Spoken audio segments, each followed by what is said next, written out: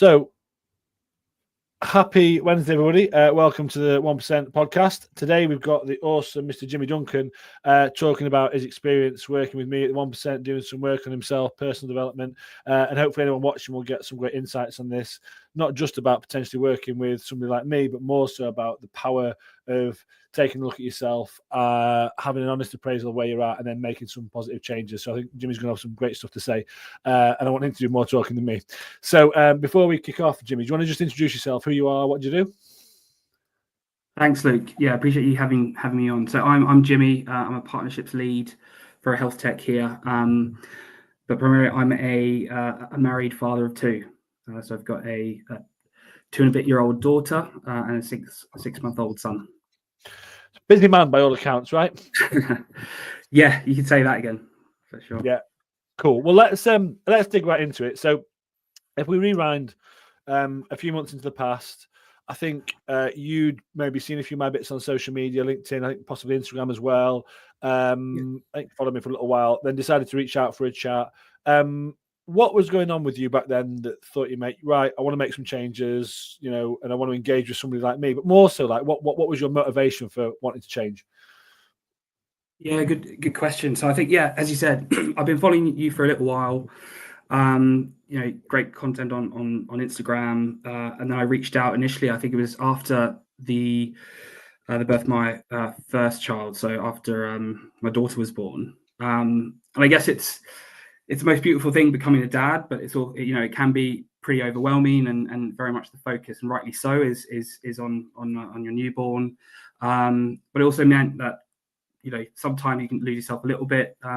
It's certainly impacted confidence, things like that. I found myself getting into the dad bod territory slowly but surely, and I guess round two with the birth of my son 6 months ago, that's when it was almost I was on the fence, but then with the birth of the second son, life got very, very busy, and I thought now is time to make a change.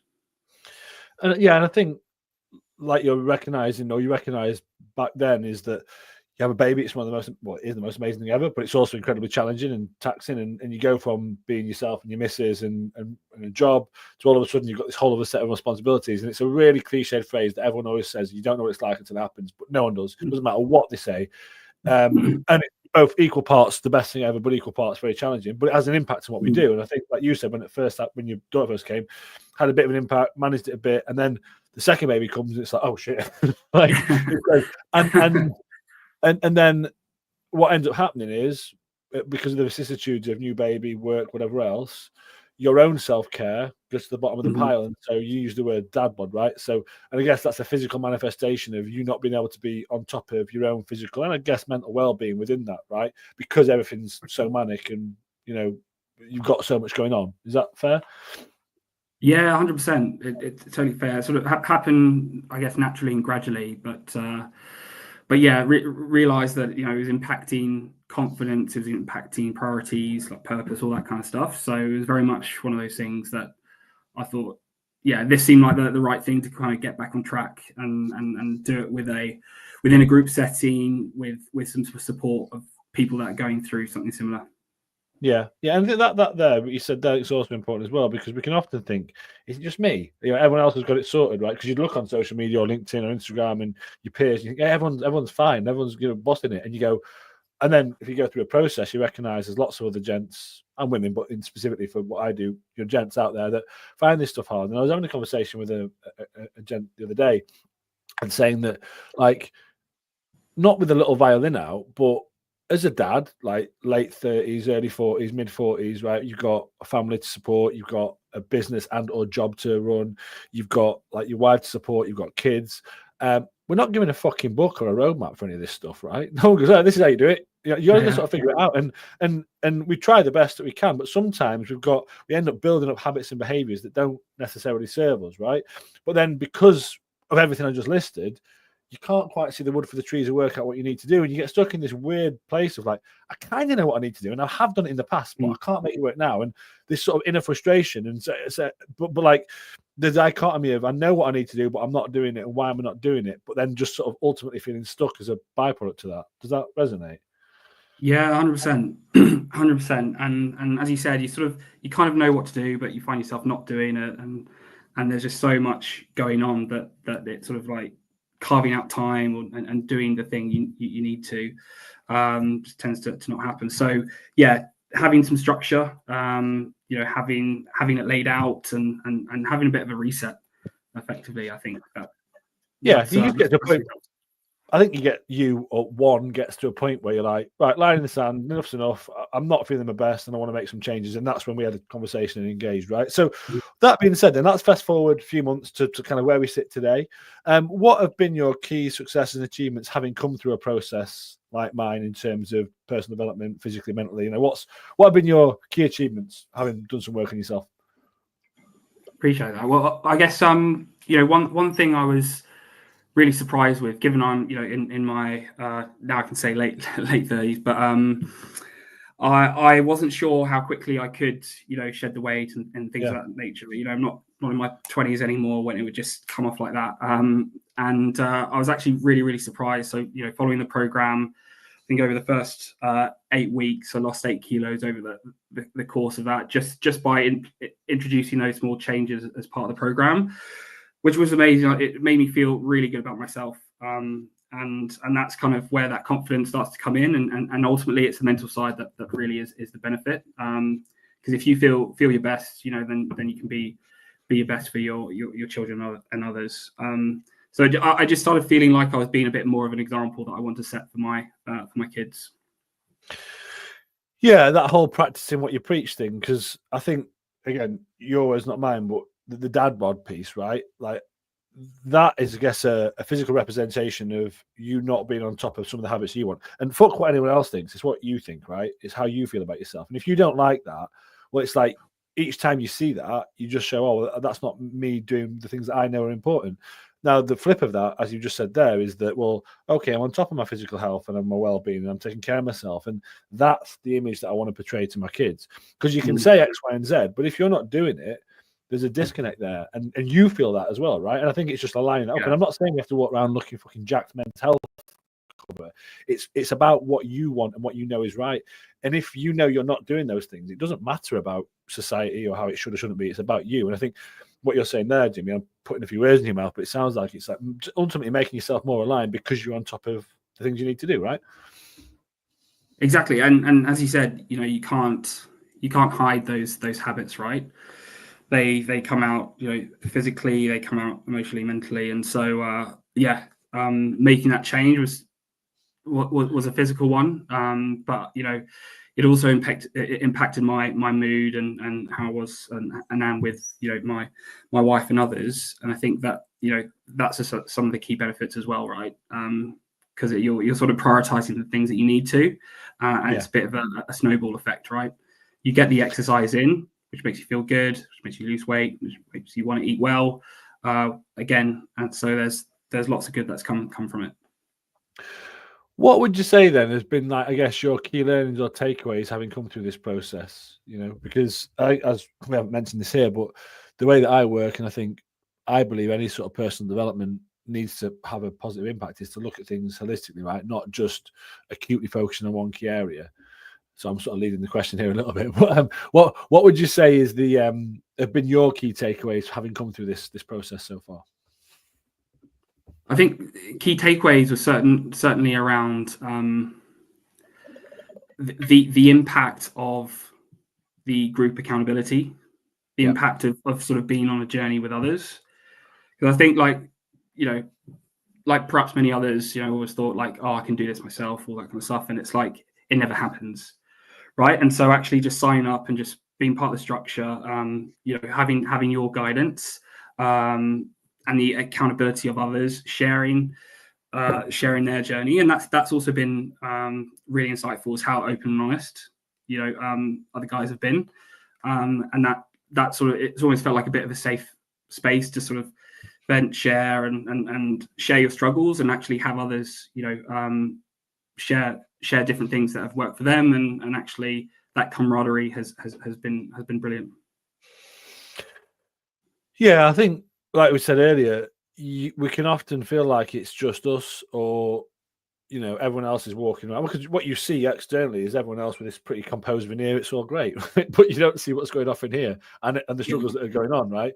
And so if you go into a process where people are open and sharing, you go, oh, bloody hell, it's not just me.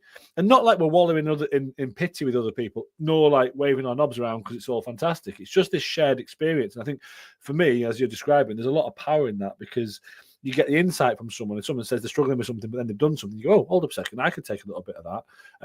Or it's reassuring that, oh, it's not just me that worries about that thing. There's 3 other guys just said the same thing.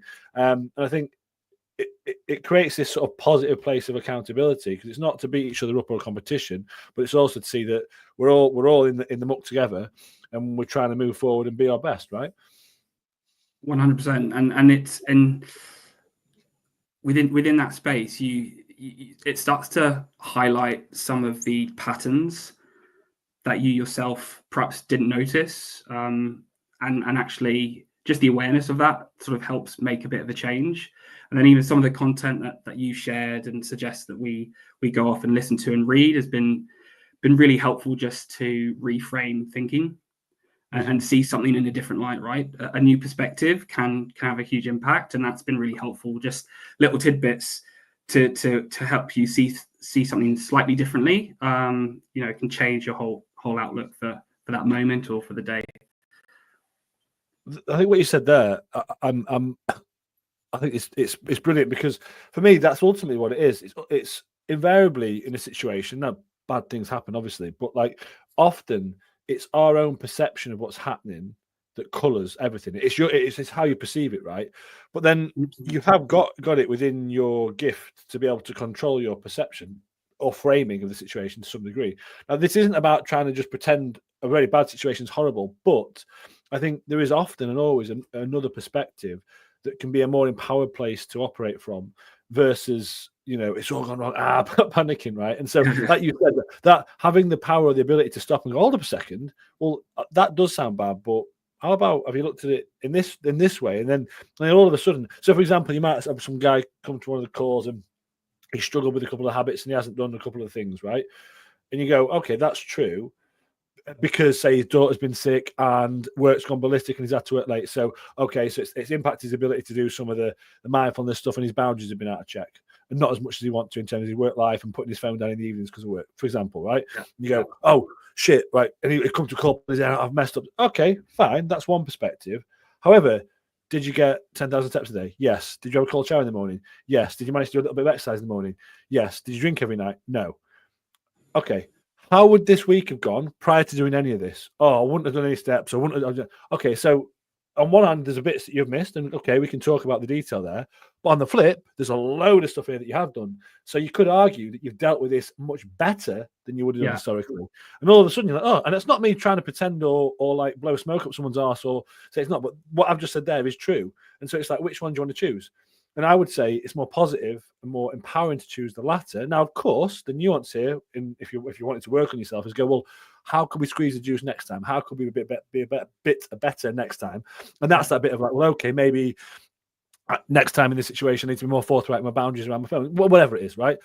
The point there, and I think it's what you're saying, and I've put a lot of words here, Jimmy, but what you were saying is I think it's that ability to take a step back and go, well, what is going on? And actually, yeah, there's something here, but also there's lots of other good stuff going on. Because I think what could happen in that scenario without that reframe, someone gets in there, I'm messing it up and fucking up, oh, fuck everything. And then that whole perfectionist mindset, and you pull the plug and go, no, we're doing really well.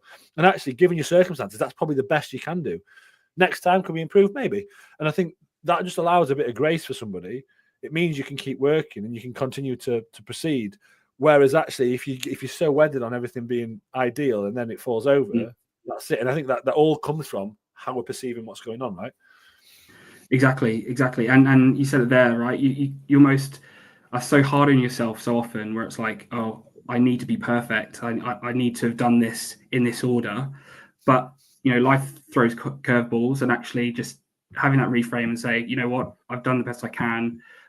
We go again tomorrow. All that sort of stuff. Giving yourself grace has been great. And then you look back over the progress you've made, and actually you've come a hell of a long way. So that's the sort of the gratitude piece, which is good to remind ourselves of. Definitely. So I know you're a busy man, Jimmy, so I don't want to take up too much more of your time. Let's say somebody is watching this. Maybe they're feeling like you were feeling back when we just, when we first spoke, bit, stressed, tired, craziness with family, kids, work, kind of knowing that they need to do something but not quite sure what to do. They may be on the fence in terms of talking to someone like me, a coach. What would you say to someone in those shoes that's considering reaching out to somebody like me? Yeah, fully recommend reaching out, right? Because I was in that same position where I ummed and ahed for a long time. Should I spend that? Should I? And ultimately, you need to invest in yourself to make a change, no matter what's going on in your life. You have kids, etc. Life can be really, really busy, but you need to carve out time for yourself, and you need to invest in you so that you can be the best version of yourself for others. So yeah, absolutely recommend you reaching out to Luke, and just being part of the program, right? The change that I've seen in myself, I'm so grateful that I've done it, and I sort of reached out and I just sent you that message and sort of said, let's go ahead. So yeah, it's something that I didn't regret, and yeah, no one else will either.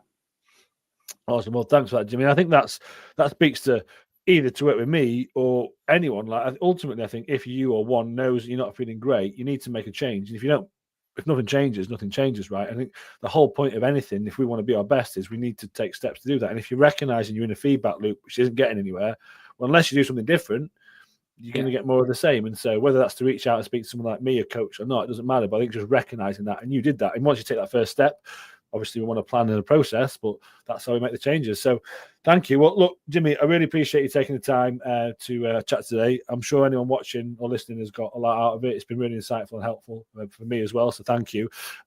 If anyone is watching this or listening and they're interested in seeing how I can help and what we do at the 1%, drop me a DM or a comment and we can have a chat.